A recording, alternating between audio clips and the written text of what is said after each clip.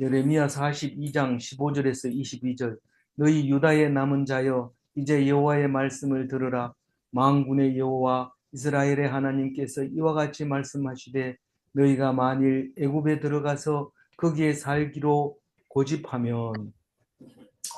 오늘 말씀은 구절도 짧지만 내용으로 보면 다 알고 있는 내용입니다.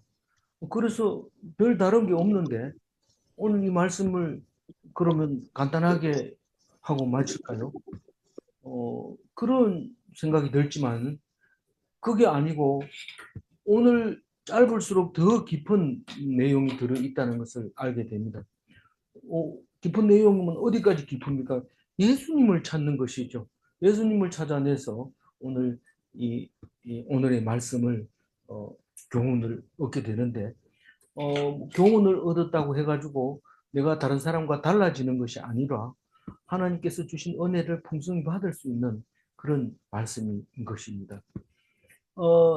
오늘도 역시 어제하고 같이 이스라엘의 하나님, 예레미야의 하나님, 남은 자의 하나님, 그리고 나의 하나님, 그리고 선지자가 예레미야의 이 남은 자들은 선지자를 보고 너의 하나님 이렇게 말하지만 예레미야는 남은 자들을 보고 너희 하나님 이렇게 얘기를 하는 것을 들어볼 수 있습니다.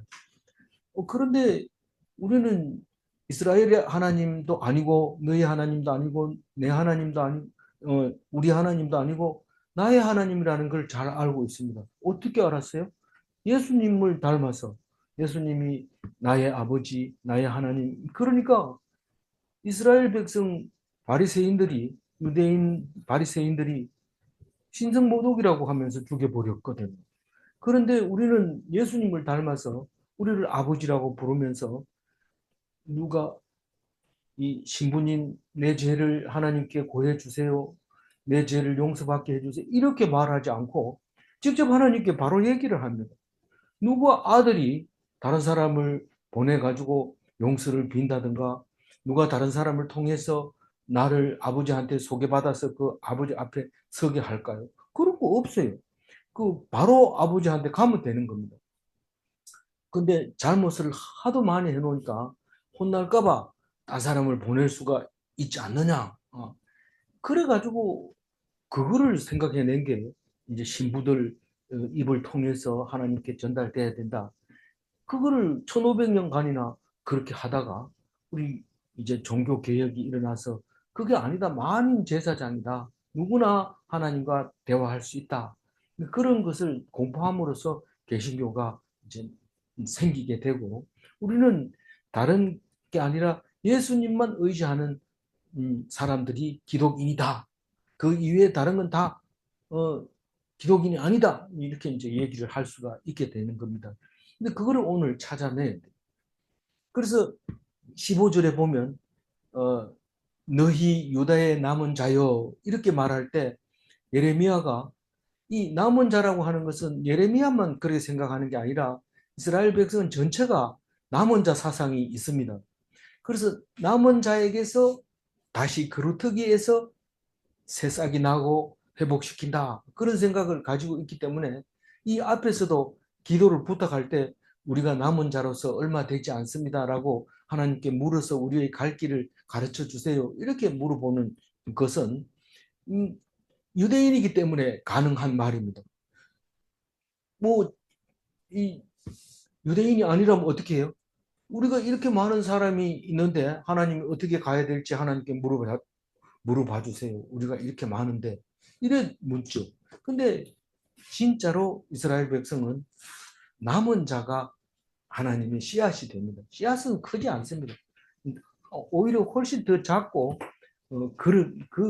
거기에 씨 눈을 거기다가 묻어놨기 때문에 싹이 나는 거고 그 안에 보이지 않는 먼지보다도 더 작은 씨 눈 때문에 그 안에 DNA가 들어있고 유전인자가 다 들어있어서 잎사귀 몇 개를 내고 잎맥의 모양도 어떤 모양을 가지고 이런 그 이렇게 다 들어 있는 거죠. 근데 그 씨눈이 딱 떨어져 나가면 그 다음에 그건 무생물이 돼버리는 거죠. 그래서 하나님께서 말씀이 들어가면 살아있지만 아무리 많은 사람이라도 말씀이 없으면 그것은 유기물이 아니고 썩어버리는 거예요. 썩어버려요. 그래서 참 이 하나님의 말씀에 대한 신묘막적한 얘기죠. 그래서 예레미야가 말합니다. 이제 여호와의 말씀을 들으라.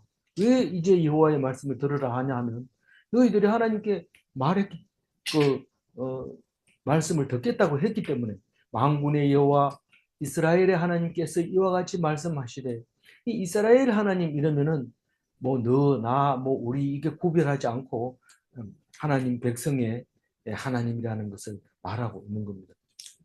너희가 만일 애굽으로 들어가서 거기에 살려고 고집하면 고집한 게 아니다. 우리 법대로 한다. 우리는 성경 말씀대로 한다. 이러지만 자기 욕심대로 결정을 합니다. 이 남은 자들이 예레미야 보고 기도해달라 해놓고는 자기들이 의논하는 거예요. 그 말씀하고는 상관없이 우리는 의논해서 애굽으로 간다. 바벨론에서 미운 틀 박혔으니까 여기서 견디는 것보다 애굽에는 나일강이 있지 않냐? 거기는 풍성한 곡식이 있지 않냐? 그리고 전쟁도 하지 않지 않냐? 왜 안 해요? 하는데. 그리고 가뭄이 들면 나일강도 가뭄이 들면 지구상에서는 가장 길다고 그래요. 나일강. 길어서 뭐 길이로 따진다면은 이 지구가 바짝 말라도 나일강이 제일 마지막 마른다 이런 말을 할 수 있을 정도니까 그렇긴 하지만 그래도 우리는 애굽에 간다고 모든 문제가 해결되는 건 아닙니다. 그래서 하나님의 길을 가겠다고 하나님이 가는 것이 복이 있다고 자기들 입으로 그렇게 말해놓고 지금은 자기 스스로 속였다고 얘기를 합니다. 이집트로 가면은 안 된다는 게 신명기에 수없이 나옵니다. 신명기 28장 68절 한번 읽어볼까요? 좀 긴데 여호와께서 너를 배에 싣고 전에 내게 말씀하여 이르시기를 네가 다시는 그 길을 보지 못하리라 하시던 그 길로 너를 애굽으로 끌어가실 것이라.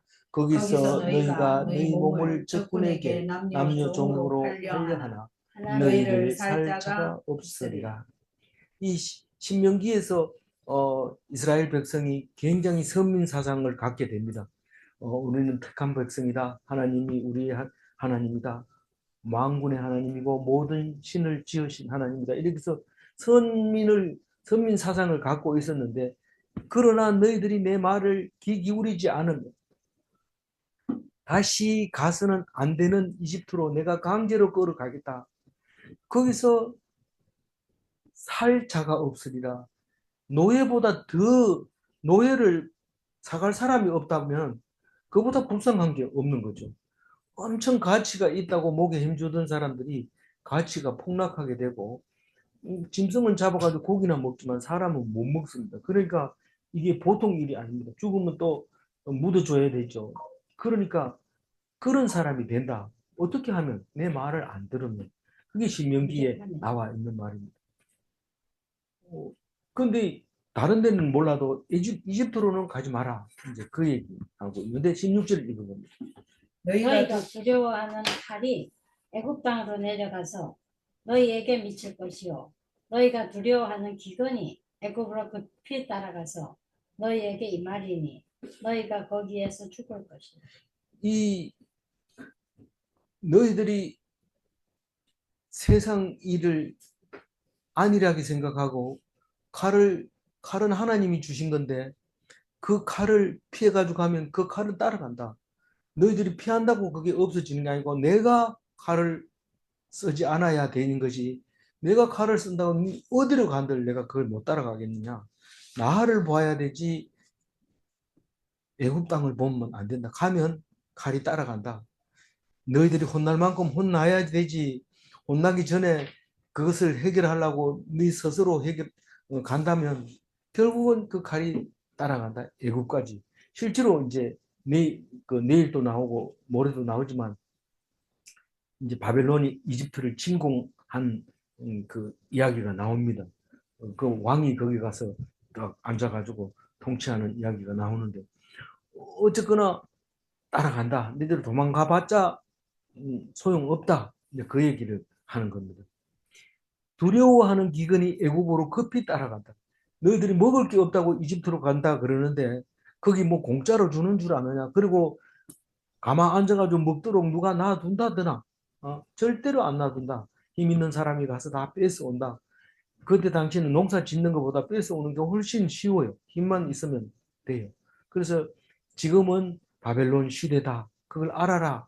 그런데 바벨론 군대도 죽여버리고 바벨론이 세우는 유대 총독도 죽여버리고 그리고 설 곳이 없으니까 이집트로 가려고 고집을 부리는데 당장은 그래요. 당장 가면 여기 가면 이집트 바벨론에서 와가지고 군인들이 바로 붙들어 가가지고 혼내줄 텐데 우리는 그 있는 것보다는 그래도 우리가 여태까지 의지했던 그 엄마와 같은 그 애굽 땅으로 가는 게 낫겠다고 이런 생각을 전부 그렇게 하고 있어요. 어린 아이부터 여자들부터 그 그런 포로로 붙들려온 그런 사람들 전부 다 그렇게 생각을 하고 있는 겁니다. 근데 하나님은 거기 가면 죽는다. 여기 있으면 죽을 사람도 들어 있겠지만 그래도 나는 남아있는 사람으로 이 땅을 다시 한번 세우겠다. 그 말인데 거기 가면 죽는다. 이 땅에 살면 영원히 이 땅을 준다. 그런 얘기를 합니다. 지금 의문사항이 들죠. 우리 당연히 의문사항이 듭니다. 진짜로 여긴 영원히 삽니까? 다 망했는데 삽니다. 그게 하나님이 함께 하시기 때문에 그렇습니다. 17절 무릇 애굽으로 들어가서 거기에 머물러 살기로 고집하는 모든 사람은 이와 같이 되리니 곧 칼과 기근과 전염병에 죽을 것인즉 내가 그들에게 내리는 재난을 벗어나서 남을 자 없으리라. 그러니까 외국으로 간다는 얘기는 그냥 단순하게 보여지지만 다시 한번 우리가 이거를 마음속 깊이 생각을 해봅니다. 칼과 기근과 전염병으로 죽는다 거기 가면 우리는 내 집이 있는 거하고 내 집이 없는 거하고는 완전히 다릅니다. 내 집이 없으면 언제든지 나가라 그러면 나가야 됩니다. 그런데 내 집이 있으면 칼도 숨겨 놓을 수도 있고 빵도 숨겨 놓을 수도 있고 전염병이 돌면 문을 닫고 안 나가도 되고 그렇지만 이 집이 없을 때는 그냥 니만 사냐 나도 살자 이런데 전염병이 얼마 뿌리고 같은 비행기 타도 그렇고 뭐 그렇게 되기 때문에 집에 있는 게 제일 낫습니다. 더울 때도 집에 있는 게 제일 낫습니다. 뭐 필리핀 가면 또 병 들어가지고 와요. 또 뭐 어디 가면 뭐 이상하게 돼가지고 옵니다. 그러니까 그냥 집에 있는 게 제일 편합니다. 그래서 이스라엘인데 자꾸 갑니다. 더 좋은 곳으로. 내가 더 좋은 곳으로 갑니다. 근데 사실 나중에 알고 보면 하나님이 강제로 보냈어요. 강제로 이집트로 보냅니다. 왜냐하면 말을 안 들었기 때문에 너희들 머리로는 그냥 남아 있을 수가 없도록 만들어 버린 거예요. 그래서 내가 내리는 재앙에서 벗어나서 남을 자가 없다. 17절에 그렇게 얘기하고 있잖아요. 그래서 살아남을 길은 오직 말씀만이다. 그렇게 얘기하는데 아니 이집트에 가서 말씀 묵상하면 안 됩니까? 안 된다는 거예요.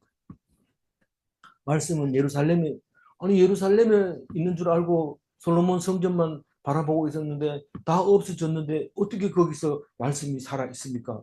말씀으로 이제 바벨론 갔다 돌아오는 포로들이 전부 두루마리를 써가지고 오게 됩니다. 그 말씀이 결국은 이스라엘이라는 이름을 다시 살리게 되고 시온산에 돌아와서 말씀을 선포함으로써 명실공히 예루살렘은 말씀이 있는 곳이다. 하나님이 계신 곳이다. 그래서 전부 예루살렘으로 모여들고 있는데 딴 게 아니라 말씀 때문에 그런 거예요. 거기 딴 게 없고 그 말씀이 하나님이 계시는 겁니다. 그래서 말씀만 붙드는 사람은 장수하는 길이고 죽지 않습니다.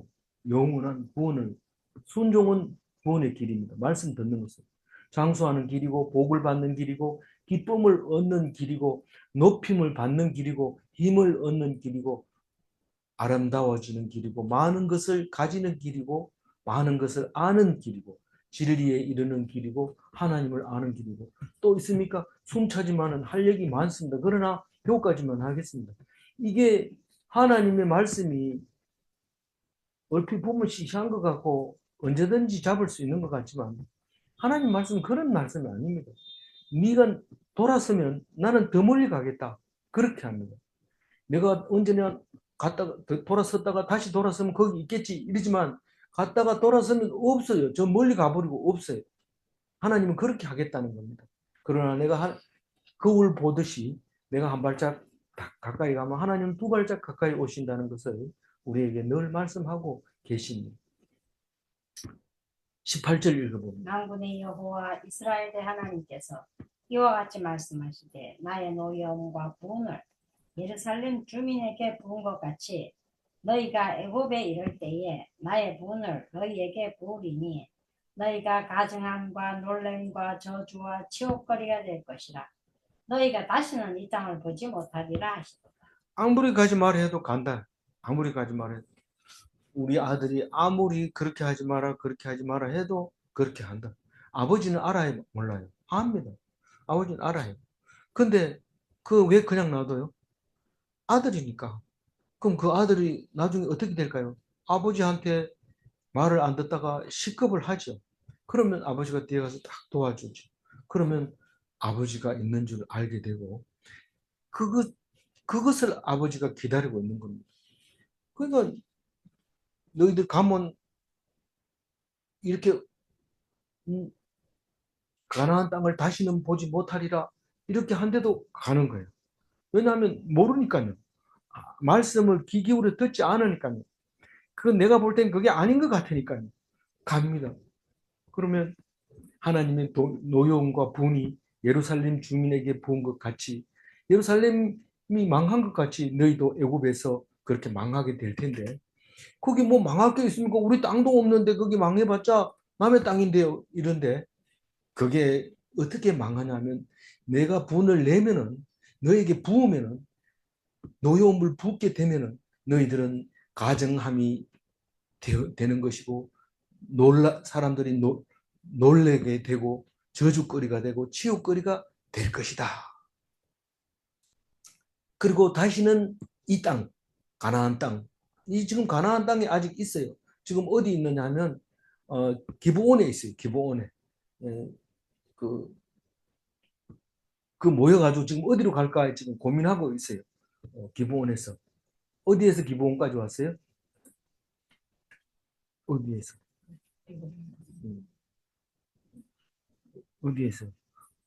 어, 그 유다 총독이 다스리던 데가 어디?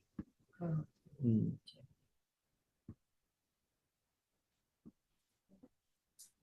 하여튼 9km 안 되고 4km 정도 되는데. 그다리아가 있던 거. 네. 그 어디에? 빨리 생각이 안 나서. 그래서 지금 이 땅을 다시 못 볼 것이다. 그렇게 얘기합니다. 근데 그 가증함이라는 게 뭘까요? 가증함이라는 것은 정오의 대상을 가증하다. 그렇게 얘기합니다. 놀램이라는 것은 경악하다, 오싹하다 그런 뜻입니다. 이 저주거리라는 것은 저주하고 비방하고 이런 것을 말하는 거고 치욕거리는 비난을 말하는 거, 경멸하는 것이죠. 미스바. 예, 미스바. 미스바에서 지금 거기까지 왔어요. 왔는 어디로 갈까 이제 결정하고 있는 상태에서 하나님이 말씀하십니다. 얼마나 오랫동안 있었을까요? 기본에 10일 동안 기도하고 대답을 이렇게 해줍니다. 이 예레미야가 남은 자들을 향해서 그렇게 얘기를 하는데 이집트에 가면 어떻게 된다고요? 가증함과 놀램과 저주와 치욕거리가 되게 될 것이다. 이런 환란은 예수님 말고는 방한 사람 없습니다. 예수 십자가가 가증함이고 놀램이고 저주거리고 치욕거리고 최고의 형틀이죠. 최고의 형틀이죠. 그러니까 이거를 엄청난 저주인데도 불구하고 그걸 뭐 자랑스럽게 십자가 만들어서 목걸이 걸고 교회 안에다 달아놓고 그 예수 어, 처형단 된 모습을 걸어놓고 이런데 자랑거리가 아니라 엄청난 치욕거리죠. 그런데도 그런 말을 못 쓰게 하고 굉장히 우리를 위해서 돌아가신 예수 그리스도를 기억하라고 그렇게 하고 있는데 그게 우리 죄 때문에 예, 우리 죄가 이렇게 당해야 되는 게 마땅한데 알고 계시고 그래서 그 말 안 듣는 그 아들을 위해서 친아들을 친히 내려오시게 하셔서 우리 죄를 위해서 지시면서 너희들이 이렇게 죽어야 되는데 믿으면 이렇게 안 죽게 해줄게. 그리고 말하고 있는 거죠. 못 믿겠다. 이러면 그건 불신이죠. 안 믿는 건 할 수 없어요.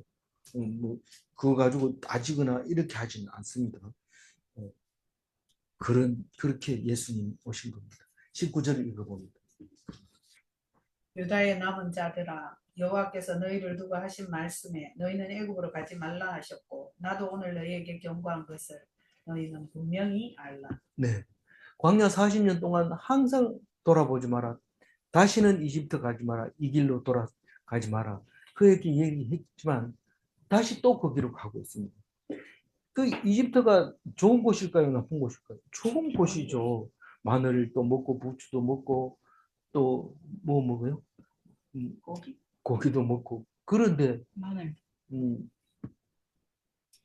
계속 마늘만 할 거예요.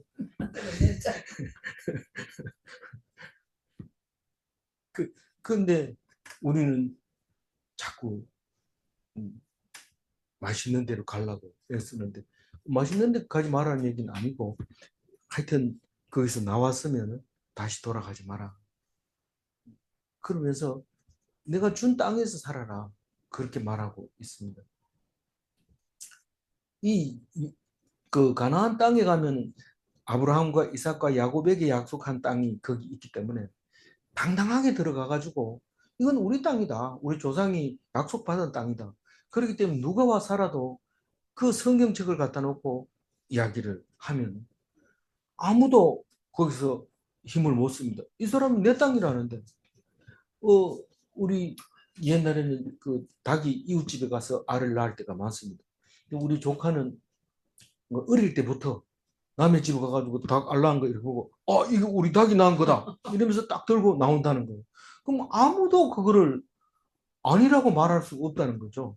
근데 당당하게 낳았다는 거예요. 우리 닭이 낳았다고 이러면서 들고 간다고 그래요. 그래서 그런 당당함이 우리에게 있는가 그 말입니다. 그건 믿음에서 나오는 겁니다.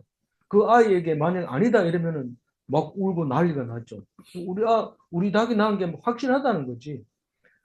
그 뭐 이유가 없고 본 적도 없고 정인도 없지만 자기의 믿음은 확실한 거예요. 그러니까 그걸 건들지 못하고 놔둬야 되지. 그 건드렸다면 계란 하나 때문에 동투가 나는 수가 있거든요. 그래서 우리에게 그와 같은 믿음이 있어야 돼. 당당함이. 그래서 가나안 땅은 자기 땅이 맞지만 이집트로 가지 말라 한 데는 지금 갔기 때문에 이것은 너희들이 아주 저주를 받을 것이다. 그렇게 얘기를 하고 있습니다. 근데 하나님도 얘기했지만 나도 오늘 너희에게 말한다. 그렇게 얘기합니다. 근데 예레미야도 따라가요. 같이 가요. 이집트로. 20절 읽어봅니다. 너희가 나를 너희 하나님 여호와께 내며 이르기를 우리를 위하여 우리 하나님 여호와께 기도하고 우리 하나님 여호와께서 말씀하신 대로 우리에게 전하라. 우리가 그대로 행하리라 하여 너희 마음을 속였느니라. 지금 이집트로 간다는 것은 네 마음을 속였다는 거예요. 앞에서 분명히 당신의 하나님이 당신의 하나님에게 물어가지고 우리가 어떻게 해야 될지 알려주세요. 이러니까 내가 너희의 하나님에게 내가 물어가지고 그 말을 그대로 안 빠뜨리고 내가 해줄게. 이러니까 그때부터는 우리의 하나님이라고 말합니다. 남은 자들이. 그러면서 오늘 얘기는 당신이 우리를 위하여 우리 하나님께 기도해서 우리가 어떻게 하기로 어떤 좋은 일이든지 나쁜 일이든지 험한 일이든지 쉬운 일이든지 내가 그 말씀을 따르겠습니다. 우리가 따르겠습니다. 라고 맹세했지 않느냐. 그러면 그대로 해야 되는데 지금 안 하고 있지 않나. 그러면 너희들 스스로 자기를 속였다는 거예요. 나를 속인 것도 아니고 하나님을 속인 것도 아니고 너희들 스스로를 지금 처음부터 안 들을 생각이었던 게 아니냐. 그 얘기를 하고 있습니다. 근데 우리는 나는 절대로 남을 속인 적이 없어. 속이지도 않아. 그렇게 말하지만 그 말 자체가 자기 스스로를 속이는 겁니다. 나는 아무 속인 것이 없다고 말하는 그 마음 자체가 스스로를 속이고 있는 건데 그거는 남들이 이 사람 말 딱 들어보면 나는 한 번도 속인 적이 없어 이러면 딴 사람이 그걸 쏘아 넘어갈 것 같지만 딴 사람이 먼저 압니다. 이 사람은 자기 스스로가 한 번도 안 속인다고 잘못 알고 있는 것 같아. 이렇게 들려지는 겁니다. 이게 그런 생각을 성경 아니고는 그런 생각이 나게 하질 않아요. 근데 성경은 우리는 그런 것을 생각나게 하는 겁니다. 이 사람들이 뭐라고 얘기했냐면은 하나님이 정인이 돼달라고 그랬어요. 우리가 말을 듣겠다. 좋은 일이든지 나쁜 일이든지 말씀을 듣겠다고 하나님이 정인이 되시기를 바랍니다. 그리고 우리 하나님이라는 말을 쓰기 시작했는데 지금 안 듣고 분명히 가라는 말은 전혀 하나님은 전에도 없었고 지금도 없었고 지금 선지자가 물어보니까 가면 안 된다는 건데도 여전히 말을 안 듣고 가는 것은 너희들 마음을 스스로 속였다고. 그럼 예레미야는 이는 잘하나? 예레미야 똑같아요. 같이 간다고요. 이집트로. 자기 혼자 남아서 뭐 합니까? 선지자는 백성과 함께 살아야 되지. 백성이 뭐 죽을 쓰든지 밥을 쓰든지 상관없이 백성하고 살아야 되지. 혼자서는 사는 게 선지자가 아닙니다. 선지자라는 건 다른 사람하고 다르게 먼저 안다는 뜻이지. 그게 백성 없는 선지자가 없어요. 그래서 바룩하고 같이 따라갑니다. 그거 가가지고 이제 하나님 말씀 또 막 선포하는 게 예레미야서에 계속 남아 있는 거죠. 21절. 너희 하나님 여호와께서 나를 보내사 너희에게 명하신 말씀을 내가 오늘 너희에게 전하였어도 너희가 너희 하나님 여호와의 목소리를 도무지 순종하지 아니하였은즉. 예. 그러니까 가기로 결정을 한 거죠. 이제 가는 거죠. 가는 거죠. 오늘 말했는데도 너희들이 지금 순종하지 않는다. 그러니까 너희 하나님 여호와의 목소리를 불순종하였다. 지금도 말씀하고 계시고 예레미야를 통해서 말씀하고 계시는 그 하나님, 성경 속에서 살아 계신 하나님의 말씀, 거기에 음성의 귀를 기울이지 아니하고 도무지 순종하지 하니까 결국은 어떻게 되는 거예요? 만사가 불통하게 됩니다. 22절 마지막 절입니다. 너희가 가서 머물려고 하는 곳에서 칼과 기근과 전염병에 죽을 줄 분명히 알지니라. 비참한 죽음을 가지게 됩니다. 불순종하면 머무는 곳 어디를 가든지 그러니까 하나님은 내가 어디를 가 사는 게 좋겠어요? 거기 내가 어디로 가 사는 것이 하나님의 뜻입니까? 이렇게 물으면 그거는 지금 네가 어느 곳에 가든지 하나님 말씀 안 들으면 그건 소용이 없는 거예요. 어디가 사는 게 상관없어요. 그래서 이 칼이라고 하는 것은 주머니 칼을 말한대요. 큰 무슨 전쟁할 때도 칼이라는 말을 쓰지만 보통은 주머니 칼을 칼이라고 하는데 헤레브라고 얘기하는데 이렇게 마주 보면서도 주머니에 칼이 있는지 없는지 모릅니다. 그래서 어느 날 갑자기 칼이 들어와서 사람을 죽이는 거죠. 그러니까 하나님 나라에는 이 칼이 없어요. 사람을 해치는 게 없어요. 근데 이 어디를 가든지 칼을 가지고 있는 사람이 언제나 위협을 하고 가하고 있다. 근데 예루살렘에서 성전에 들어가려면 성전에 들어가면 그렇게 편하죠. 왜냐하면 그거는 무기를 가지고 들어갈 수도 없고 이방인도 못 들어가니까요. 그리고 하나님이 계시니까 너무 편하잖아요. 거기 가고 싶고 다 하나님 만나고 싶어하는 곳이 하나님 나라인데 하늘나라에 없는 게 칼입니다. 그래서 이스라엘 왕에게는 절대로 무기를 가져서는 안 된다고 얘기를 하고 있는 게 그 말이죠. 기근은 라아브라고 하는데 굶주림을 말하는 겁니다. 일용할 양식이 없는 거예요. 일용할 양식은 얼마 정도 되면 다 걱정 안 해도 됩니까? 아마 제 생각에는 한 3만 불 되는 것 같아요. 3만 불 되고 나니까 그다음부터는 교회를 안 나오는 거 보니까 그게 만사가 형통하니까 교회 안 나오는 겁니까? 안 나오니까 모르겠어요. 어쨌든 그게 기근이 따라오게 돼 있어요. 근데 있다고 해서 굶주리지 않고 굶주리 온다는 거예요. 하나님을 떠나면. 그래서 풍성하게 잘 먹고 잘 사는 것은 그럼 하나님 안 떠나는 거하고 똑같나요? 이런데 아니죠. 그거는 아니죠. 일용할 양식이 풍성한데 그럼 만사가 형통한 거 아닙니까? 오해하는 거죠. 이 먹는 것을 위해서 종노릇하는 그것은 일용할 양식을 걱정하는 것. 그게 매여 사는 것이죠. 양식에 매여 사는 것. 독일 속담에도 일찍 성공하면 먹을 양식을 위해서 싸운다.